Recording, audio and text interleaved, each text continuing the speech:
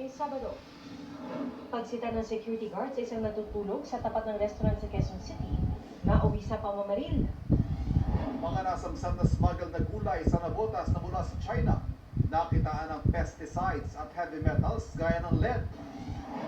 Huli ka, cellphone ng isang naglalakad sa Maynila, sinikwat ng rider.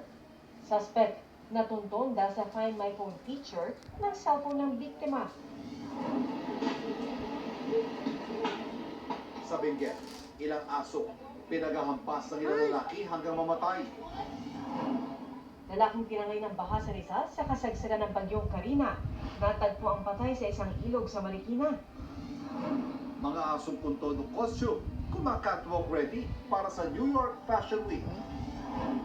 At Barbie Fortesa sinagot ang mga komento kaugnay sa kanyang kissing scene sa pulang araw.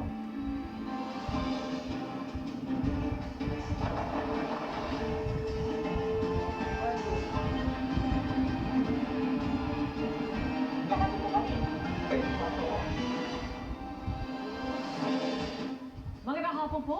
Nauwi sa pamamaril ang paninita ng isang security guard sa biktimang natutulog sa tapat ng isang kainan sa Quezon City.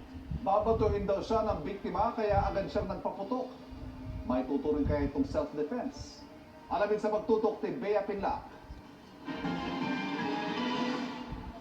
Sa kulungan ang bagsak ng